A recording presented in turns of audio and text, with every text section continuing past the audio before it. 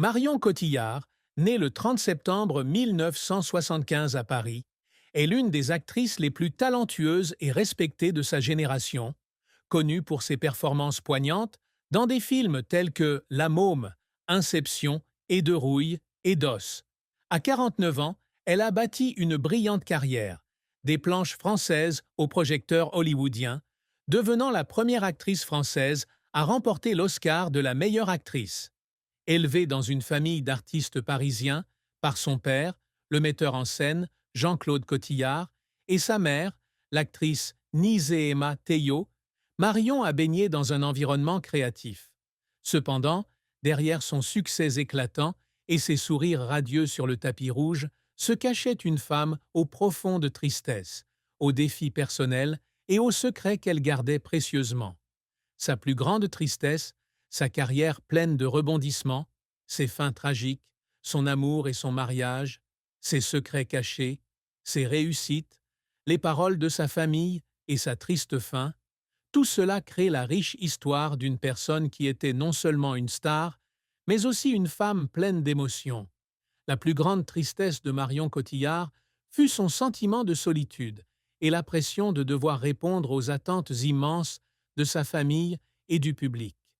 Née dans une famille d'artistes parisiens, Marion grandit avec une passion pour le théâtre et le cinéma, mais aussi avec la pression de suivre les traces de ses parents. Son père, Jean-Claude, était un célèbre metteur en scène de théâtre, et sa mère, Niséema, une actrice talentueuse. Tous deux nourrissaient de grandes attentes pour leur fille aînée.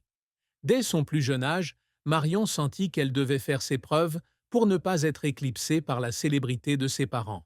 Cependant, sa plus grande tristesse ne résidait pas seulement dans la pression familiale, mais aussi dans le sentiment de solitude qu'elle ressentait lorsqu'elle s'installa à Hollywood dans les années 2000, loin de sa famille et de sa ville natale. Elle raconta un jour qu'il y avait des nuits à Los Angeles où elle était assise seule dans son appartement, contemplant cette ville étrange et pleurant, se sentant étrangère. Cette solitude devint encore plus profonde lorsqu'elle réalisa que la célébrité et le succès ne pouvaient combler le vide qui la rongeait. Cette tristesse fut amplifiée par la pression du public et des médias. Actrice française à succès à Hollywood, Marion essuya souvent des critiques acerbes sur son apparence, sa voix et ses choix de rôle. Un jour, en 2010, après avoir été critiquée pour son rôle dans Nine, elle fondit en larmes dans sa chambre d'hôtel, estimant ne pas pouvoir plaire à tout le monde. Elle se sentait coupable de ne pas passer assez de temps avec sa famille, en particulier ses deux jeunes frères, Quentin et Guillaume, alors qu'elle était occupée par des projets cinématographiques internationaux.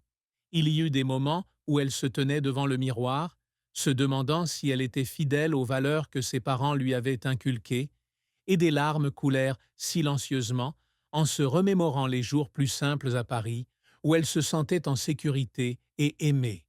Cette tristesse a façonné son mode de vie, faisant d'elle une femme forte et pourtant vulnérable, qui a toujours cherché à concilier carrière et vie personnelle.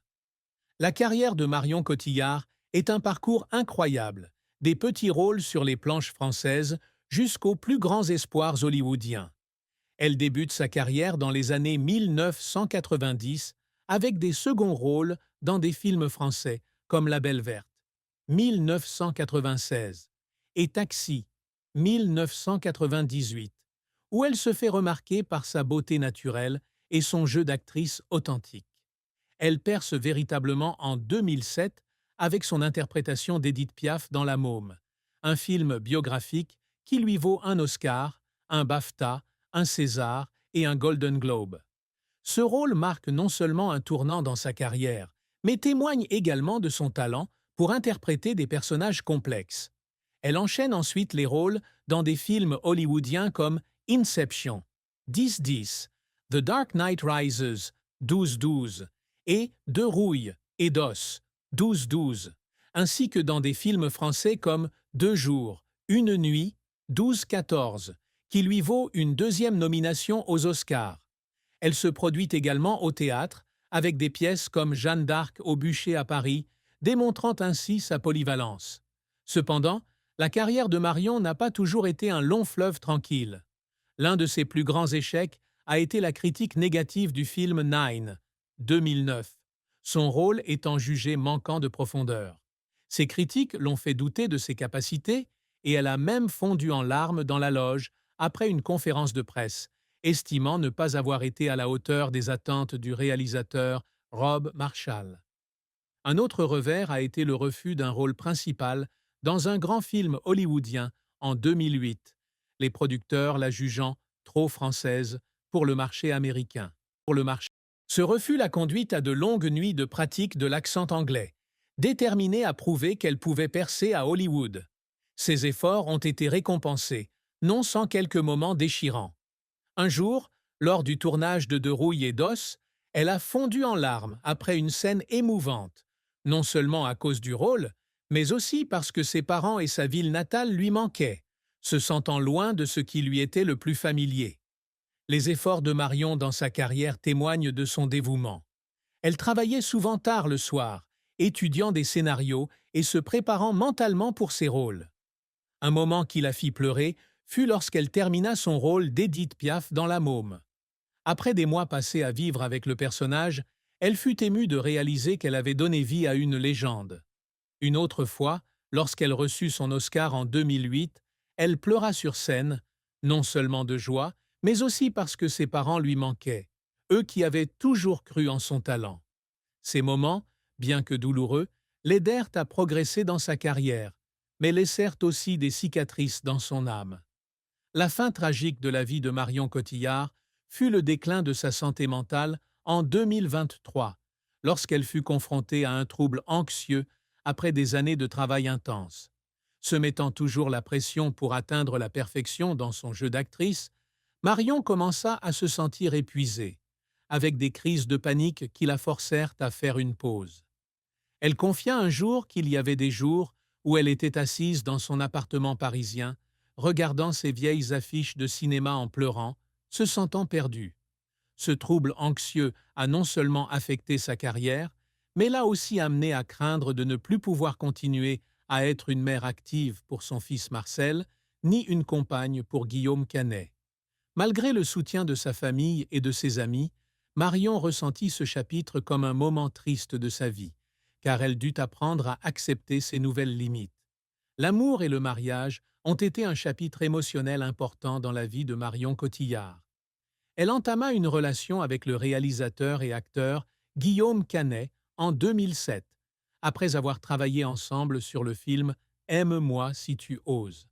Leur relation s'est construite sur une admiration mutuelle pour leur talent et leur passion pour l'art, et ils sont rapidement devenus l'un des couples les plus influents du monde du spectacle français.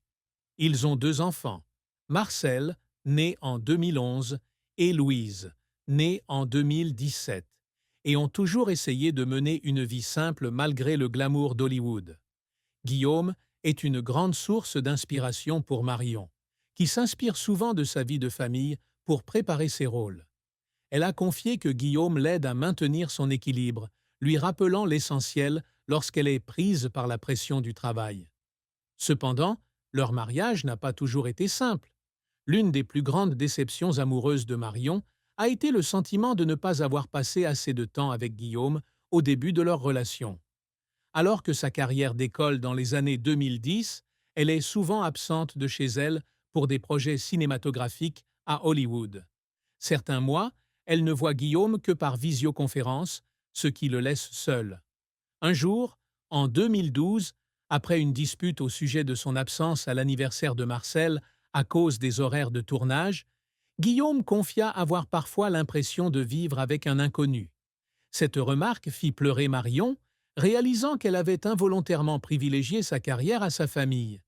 Bien qu'ils se soient réconciliés et soient restés ensemble, la tristesse resta une cicatrice dans son cœur, lui rappelant que l'amour doit être nourri avec soin et temps.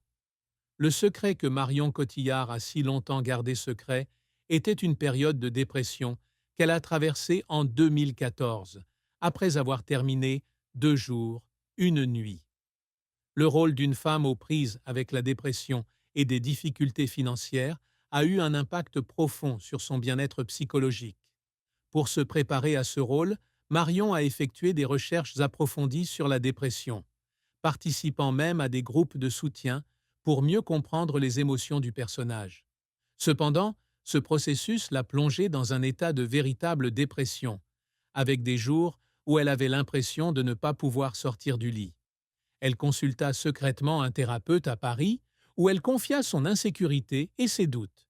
Marion craignait de ne pas être assez forte pour poursuivre sa carrière, et certains jours, elle envisageait d'abandonner le métier d'actrice.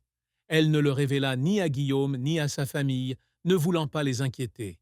Un jour, lors d'une séance de thérapie, elle fondit en larmes en évoquant la pression de représenter le cinéma français à Hollywood, avec le sentiment de porter un fardeau inéluctable sur ses épaules.